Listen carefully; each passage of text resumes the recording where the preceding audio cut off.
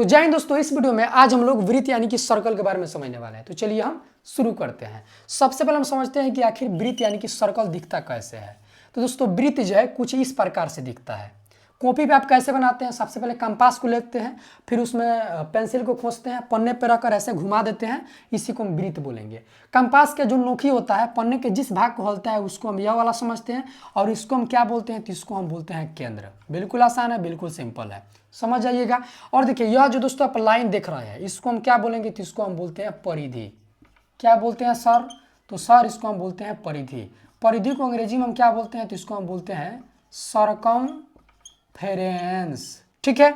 और यह जो केंद्र है दोस्तों, केंद्र को अंग्रेजी में क्या बोलते हैं, तो केंद्र को अंग्रेजी में हम बोलते हैं ओरिजिन। अब देखिए परिधि को हम अंग्रेजी में बोलते हैं सरकमफ्रेंस, और इसमें सबसे पहले सी है, तो इसीलिए हम परिधि को सी से दर्शाते हैं। केंद्र में सबसे पहले ओ है, ठीक है, तो इसीलिए केंद्र को हम ओ से दर्शाते हैं। बहुत सारे मेरे भाई ऐसे सोचते हैं कि प्यारे सर केंद्र को अंग्रेजी में सेंटर बोलते हैं, सेंटर में सबसे पहले सी होता है, तो केंद्र को सी से दर्शाना चाहिए। तो देखिए वृत्त में ऐसा बिल्कुल भी नहीं है, वृत्त में थोड़ा उल्टा कॉन्सेप्ट है। वृत्त में केंद्र को ओरिजिन बोलते हैं, और यहाँ पे वो है, इसीलिए वृत्त के केंद्र को हम ओ से दर्शाते हैं, परिधि को सी से दर्शाते हैं। उम्मीद है कि आप लोग समझ गए होंगे। अब देखिए मैं चाहता हूं दोस्तों कि आपको मैं इसका परिभाषा समझा दूं कि आखिर वृत्त कहते किसे हैं। भाई कोई आपसे पूछ दे तो क्या बताइए, कहिएगा कि किसी एक निश्चित बिंदु से समान दूरी पर यानी कि बराबर दूरी पर मौजूद बिंदुओं की असंख्यक समूह को ही हम लोग वृत्त कहेंगे। यह हो गया केंद्र को हम निश्चित बिंदु बोलेंगे, और इस निश्चित बिंदु से बराबर दूरी पर, हर जगह इसका दूरी बराबर रहता है, यहाँ से लेकर यहाँ तक, यहाँ से लेकर यहाँ तक, यहाँ से लेकर यहाँ तक अगर 10 किलोमीटर होगा तो यहाँ से लेकर यहाँ तक भी 10 किलोमीटर, यहाँ से लेकर यहाँ तक भी 10 किलोमीटर होगा, यहाँ से लेकर यहाँ तक भी 10 किलोमीटर होगा। एक जगह 2 किलोमीटर होगा तो सारी जगह 2 किलोमीटर होगा। ठीक है, यह इसका नियम कहता है। तो वृत्त के किसी एक निश्चित बिंदु से बराबर दूरी पर मौजूद बिंदुओं की असंख्यक समूह को, यह जो दोस्तों आप बाउंड्री देख रहे हैं, मान के चलिए यह खेत है, खेत के बीच में हम आपको क्या करें कि बोल दे कि फुटबॉल जाके रख दीजिए, फुटबॉल आप रख दिए, तो इस फुटबॉल को हम केंद्र बोलते हैं, और इस खेत को हम क्या कर दिए हैं, बाउंड्री कर दिया, ताकि यहाँ पे फसल बर्बाद ना हो या फिर जमीन का चोरी ना हो। देखते हैं गाँव में जमीन घुसका लेता है सब, बाउंड्री कर दीजिएगा, कोई नहीं घुसकाएगा।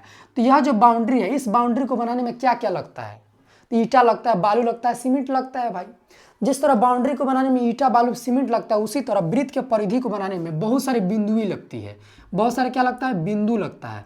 तो इसी बिंदु को हम एकदम घन घन बना दे तो यही दोस्तों यह वृत्त का परिधि कहलाता है। यह हो गया परिधि। फिर से बता देते हैं, वृत्त के किसी एक निश्चित बिंदु से बराबर दूरी पर मौजूद बिंदुओं की असंख्यक समूह को, यहाँ पे बहुत सारे बिंदु है, हम क्या कहेंगे, वृत्त कहेंगे। बिल्कुल आसान है, बिल्कुल सिंपल है। देखिए वृत्त के परिधि को और वृत्त के केंद्र को हम मिला दे, ठीक है, मिला दिए, और यह जो रेखा मिलाई है इसी रेखा को हम बोलते हैं त्रिज्या। फिर से समझा देते हैं, वृत्त के परिधि और वृत्त के केंद्र को जो रेखा मिलाती है उस रेखा को हम त्रिज्या बोलते हैं। यहाँ से लेकर यहाँ तक त्रिज्या हो गया, ठीक है।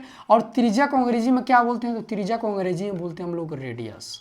और देखिए रेडियस में सबसे पहले आर है, इसीलिए हम त्रिज्या को आर से दर्शाते हैं। आप इसको पूरा त्रिज्या ना लिखकर केवल आर भी लिख सकते हैं, तो उसको हम त्रिज्या पढ़ेंगे। जैसे यहाँ पे आप देखिए, यहाँ पे एक वृत्त है, आप देखिए एक वृत्त में आप अनंत त्रिज्या बना सकते हैं, यानी कि बहुत सारी त्रिज्या बना सकते हैं। एक त्रिज्या यहाँ पे हो गया, एक त्रिज्या आप यहाँ पे बना सकते हैं। देखिए वृत्त के केंद्र और परिधि के एक बिंदु को मिला रही है या फिर परिधि को मिला रही है, तो यहाँ से लेकर यहाँ तक एक त्रिज्या, यहाँ से लेकर यहाँ तक एक त्रिज्या, यह भी त्रिज्या कहलाएगी, यह भी त्रिज्या कहलाएगी, यह भी त्रिज्या कहलाएगी, यह भी त्रिज्या कहलाएगी। तो एक वृत्त में आप अनंत त्रिज्या, अनंत मतलब कि जिसका अंत ना, बहुत सारी त्रिज्या बना सकते हैं। तो इस बात को याद रखिएगा। अब एक होता है व्यास, तो व्यास क्या होता है उसको भी समझ लेते हैं। तो व्यास को समझने के लिए आपको क्या करना होगा, इसको तो मिटाना होगा। तो चलिए मिटा देते हैं। देखिए मिटाने के लिए हमारे पास भाई डस्टर है, लेकिन देखिए डस्टर आप खरीदना चाहते हैं तो भाई मेरे ख्याल से मत खरीदीजिएगा, मात्र हम इसका 5 दिन यूज किए हैं। और देखिए अब इसको मिटाएंगे ना तो अच्छे से नहीं मिटकता है, लेकिन कपड़ा ऐसा चीज़ है कि इसमें पैसा, अगर कपड़ा फट गया है, ऐसा नया कपड़ा थोड़ी लगाइएगा, कपड़ा फट गया है तो उसको आप फ्री में यूज कर सकते हैं और बहुत अच्छा रिस्पॉन्स देता है। तो कपड़ा का यूज आप कर सकते हैं। अब हम व्यास को समझते हैं। व्यास को भी समझने के लिए आप सबसे पहले एक वृत्त को बना लीजिए। हम वृत्त को बना लीजिए, बना लिए, यह हो गया केंद्र। व्यास क्या होता है, तो वृत्त के परिधि के किसी दो बिंदु को मिलाने वाली वैसी रेखा जो वृत्त के केंद्र से गुजरती हो। जैसे देखिए वृत्त का या परिधि का एक बिंदु यह हो गया, परिधि का दूसरा बिंदु यह हो गया, और इसको मिलाने वाली वैसी रेखा जो वृत्त के केंद्र से गुजरती है, यह हो गया केंद्र। तो ऐसी रेखा को हम क्या बोलते हैं, व्यास बोलते हैं। ठीक है, देखिए यहाँ पे आप एक चीज़ को और समझिए। मान के चलिए एक फिर वृत्त है और यह हो गया इसका केंद्र। अब देखिए वृत्त का परिधि का एक बिंदु यह हो गया, दूसरा बिंदु यह हो गया, लेकिन यह केंद्र से नहीं गुजर रहा है, चूंकि केंद्र यह है तो इसको हम व्यास नहीं बोलेंगे, इसको हम क्या बोलते हैं, तो इसको हम जीवा बोलते हैं। ठीक है, जो कि हम दूसरा वीडियो में इसके बारे में हम डिटेल में समझाते हैं। वृत्त के अगर किसी वृत्त के परिधि का केवल दो बिंदु को मिला रही है लेकिन केंद्र से नहीं गुजर रही है तो उसको हम जीवा बोलते हैं। तो इस बात को समझ गए। लेकिन वृत्त के परिधि को दो बिंदु को मिला रही है लेकिन वह रेखा केंद्र से गुजर रही है तो उसको हम व्यास बोलते हैं। जैसे मान के चलिए इसको आप गोली मारिए, यानी कि इसको हटा दीजिए, चलिए इसको हम हटा दिए, यहाँ पे इसको हम ऐसे कर दिए, और देखिए फिर से हम ऐसे रेखा खींचे, यह वृत्त के परिधि के दो बिंदु को मिला रही है कि यहाँ और एक यहाँ, और लेकिन यह केंद्र से भी गुजर रही है तो इसको हम क्या बोलेंगे, व्यास बोलेंगे। देखिए वृत्त के परिधि के दो बिंदु को यहाँ पे मिला रही है यह वाली रेखा, लेकिन यह केंद्र से भी गुजर रही है, इसको भी हम व्यास बोलेंगे। और एक वृत्त में आप अनंत व्यास को बना सकते हैं, बहुत सारी व्यास को खींच सकते हैं। यहाँ पर भी व्यास, यह भी हो गया, यह भी व्यास हो गया। तो एक वृत्त में आप बहुत सारी व्यास को बना सकते हैं। जैसे इसमें भी आप देख लीजिए, इसको भी आप व्यासे बोलेंगे, चूंकि वृत्त के परिधि के दो बिंदु को मिला रही है। पहला बिंदु यह हो गया, इसका आप नाम भी दे सकते हैं ए, दूसरा बिंदु यह हो गया जिसका नाम बी दे सकते हैं, और यह वृत्त के एकदम केंद्र से गुजर रही है तो इसको हम क्या बोलेंगे, यहाँ से लेकर यहाँ तक को हम व्यास बोलेंगे। ये नहीं कि यहाँ से लेकर यहाँ तक को हम व्यास, नहीं, टेढ़ा व्यास हमेशा सीधा रहता है, इसको व्यास बोलेंगे। देखिए इसको भी हम व्यास से बोलेंगे। यह भी देखिएगा तो यह भी सीधा ही है, हालांकि इसको सुता दिए हैं लेकिन यह भी सीधा, इसको खड़ा करिएगा तो सीधा हो जाएगा। लेकिन आप इसको अगर व्यास बोले, यहाँ से लेकर यहाँ तक, यहाँ से लेकर यहाँ तक, कितना सीधा करिएगा भाई, ये टेढ़ा है तो त्रिभुज ना बन जा रहा है, यह व्यास हुआ। एक वृत्त में आप अनंत व्यास को बना सकते हैं, और व्यास को अंग्रेजी में हम बोलते हैं डायामीटर, जिसको डी से दर्शाते हैं। अब यहाँ पे आप एक चीज़ को समझ पा रहे होंगे कि सर देखिए यहाँ से लेकर यहाँ तक त्रिज्या कहलाएंगे, यह एक त्रिज्या हो गया, और यहाँ से लेकर यहाँ तक एक त्रिज्या हो गया, यानी कि दो त्रिज्या को हम व्यास कहते हैं। बिल्कुल आप सही समझे, इसीलिए आप पढ़े होंगे कि d बराबर 2r। d मतलब क्या हुआ, तो d मतलब हो गया व्यास, ठीक है। और देखिए r मतलब होता है त्रिज्या, यानी कि जो व्यास होता है दो गो त्रिज्या के बराबर होता है। मार्कर थोड़ा स्लो चल रहा है, इसके लिए सॉरी, दूसरा मार्कर हम ले लेते हैं। तो उम्मीद है कि आप इस फॉर्मूला को अच्छे से समझते होंगे। अब हम क्या करते हैं, इसको मिटा देते हैं। मिटाने के लिए फिर से हम इसका एक प्रयोग करेंगे भाई, पेंट का। डस्टर का कैसे करेंगे भाई, अच्छे से नहीं ना मिटकता है, क्या करिएगा, मजबूरी है, केवल पैसा काटता है सब, क्या करें। अब चलिए हम वृत्त का क्षेत्रफल और परिधि को समझते हैं, इसका फॉर्मूला समझते हैं। कुल मिलाकर कह लीजिए, तो इसको समझने के लिए हम सबसे पहले एक वृत्त बनाएंगे। हाँ, इसका मार्कर हुआ, देखिए कितना मोटा चल रहा है। यहाँ पर क्या हुआ, तो यहाँ पर हो गया सर केंद्र, ठीक है। वृत्त का परिधि चाहे क्षेत्रफल निकालिएगा तो उसके लिए आपको त्रिज्या मालूम होना चाहिए। तो यह हो गया त्रिज्या। त्रिज्या इसका कितना है सर, तो त्रिज्या मान के चलिए है 7 cm, यानी कि 7 सेंटीमीटर। cm लिखा है तो सेंटीमीटर पढ़ते हैं। आपको इसका क्षेत्रफल बताना है, यानी कि इसमें कितना जगह है, एरिया, यानी कि इसमें कितना जगह है। मान के चलिए ये खेत है जिसमें बाउंड्री कर दी है, तो इस क्षेत्र को, इस खेत का जो या क्षेत्र है, इस क्षेत्र को अगर हम अंकों में लिख देंगे तो उसी अंक को हम क्या कहेंगे, क्षेत्रफल बोलेंगे। यानी कि किसी जगह को जब हम अंकों में लिख देते हैं तो उसको हम क्षेत्रफल बोलते हैं। और परिधि क्या बोलेंगे, तो यह बाउंड्री है, इसके लंबाई को माप देंगे तो वो परिधि का आ जाएगा, सरकमफ्रेंस। और इसका फॉर्मूला भी आता है। फॉर्मूला क्या होता है, चलिए समझते हैं। फॉर्मूला आता है वृत्त का क्षेत्रफल। दोस्तों वृत्त का क्षेत्रफल का फॉर्मूला क्या होता है पाई आर स्क्वायर, ठीक है। पाई का मतलब क्या होता है, तो पाई कहीं पे लिखा है, इसको हम पाई पढ़ते हैं, तो इसका मतलब होता है 22/7। यहाँ पे आर है, आर का मतलब होता है त्रिज्या, त्रिज्या दिया है 7 सेंटीमीटर। अभी आप सेंटीमीटर को भूलिए, केवल 7 लिखिए। कंधे पे यहाँ पे 2 है आर के ऊपर, तो यहाँ पे आर के ऊपर कंधे पे 2 लिख दीजिए। आर मतलब कि 7 के ऊपर कंधे पे 2 लिख दीजिए। अब देखिए यहाँ पर सबसे पहले कंधे पे 2 है, इसको सॉल्व कीजिए। तो इसको सॉल्व करने के लिए इसको जेम कहते हैं, लिखेंगे 22/7 गुना। अब देखिए 7 के कंधे पर 2 है, इसका मतलब है कि 7 को हम 2 बार गुना करके ऐसे लिखेंगे। कोई भी संख्या उसके कंधे पे 2 बार है, इसका कंधे पे 2 लिखा हुआ है तो उसका मतलब कि वह संख्या 2 बार है, ठीक है। जैसे इस तरह, और बीच में गुना दे दीजिएगा। जैसे मान के चलिए, कहने का मेरा मतलब है 4 के कंधे पे 2 है, इसका मतलब है आपको 4 में 4 से गुना करना होगा। या फिर 4 2 बार है, 4 2 बार है, इसका मतलब 4 गुना 4 लिखिएगा।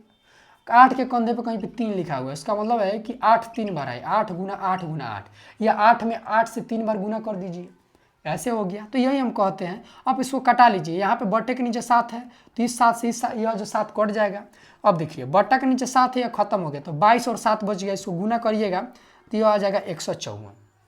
क्या यही आंसर है? नहीं, आंसर जब तक नहीं होगा जब तक अगर यहाँ पे cm लिखा है तो आपको यहाँ पे CM लिख देना है। किसी भी चीज़ का क्षेत्रफल निकालिए, कंधे पे 2 लिख दीजिए, तभी यह इसका आंसर आता है। यानी कि इस वृत्त का क्षेत्रफल आ गया 154 सेंटीमीटर स्क्वायर।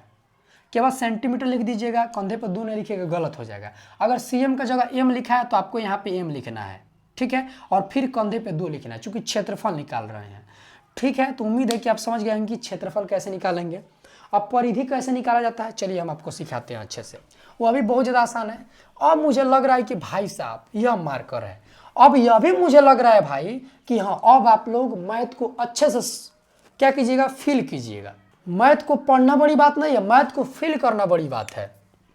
वृत्त का परिधि निकालेंगे भाई, तो वृत्त का परिधि का भी फॉर्मूला होता है। फॉर्मूला क्या होता है, फॉर्मूला होता है वृत्त का परिधि बराबर 2πr। ठीक है, यहाँ पर अच्छे से लिखते हैं, वृत्त का परिधि बराबर 2πr। क्या फॉर्मूला होता है, वृत्त का परिधि बराबर 2πr।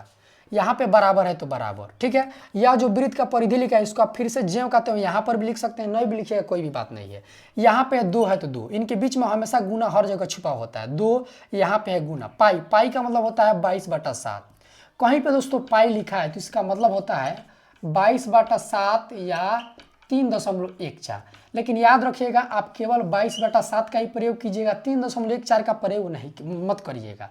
3.14 यानी कि दशमलव वाला का प्रयोग तब होता है जब त्रिज्या दशमलव में दिया हो। जैसे 3.5 सेंटीमीटर मान के चलिए, इसका त्रिज्या हम बोल देते हैं, दशमलव में दे दिए, पॉइंट में दे दिए, तब आप इसका उपयोग करते हैं।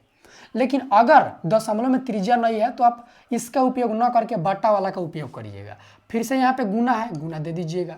आर, आर क्या होता है, त्रिज्या, त्रिज्या दिया है 7 सेंटीमीटर, केवल आप 7 को लिखिए, सेंटीमीटर को ही मत लिखिए, जब आंसर आएगा तब लिखिएगा। ठीक है, अब इसको सॉल्व कीजिए, 7 से 7 खत्म, 2 गुना 22 बच गया। क्या बच गया, 2 गुना 22, कितना हो गया, 44। अगर यहाँ पे CM है तो CM लिख दीजिएगा, यही इसका आंसर हो गया। ठीक है, लेकिन अब यहाँ पे कंधे पे 2 मत लिखिएगा। उम्मीद है कि आप समझ गए होंगे। और मेरे ख्याल से आपको एक सवाल देना चाहिए जिसका आंसर उम्मीद है कि आप कमेंट में जरूर बताएंगे। देखिए, मैं देखता हूँ भाई कि जितना भी मैं पढ़ाई वाला वीडियो डालता हूँ, ठीक है, उसमें व्यूज कम आता है, लाइक भी कम आता है। तो प्लीज़ आपको अच्छा लगे तो कमेंट कर दीजिएगा, ठीक है। वैसे मैं लाइक सब्सक्राइब के लिए नहीं बोलता, मैं कभी बोलूँगा भी नहीं। आपको पसंद आए तो करिएगा, नहीं पसंद आए तो मत करिएगा। पसंद भी आ गया है, करने का मन नहीं है, तब भी मैं कहता हूँ कोई बात नहीं भाई, मत करिए, आपका मन जाने। समझ गए। अब चलिए, मान के चलिए एक वृत्त है जिसका त्रिज्या है 14 मीटर। अब यहाँ पे M देते हैं, M दे दिए ना, तो अगर क्षेत्रफल निकालिएगा, मान के चलिए क्षेत्रफल आ गया 154, मान के चलिए।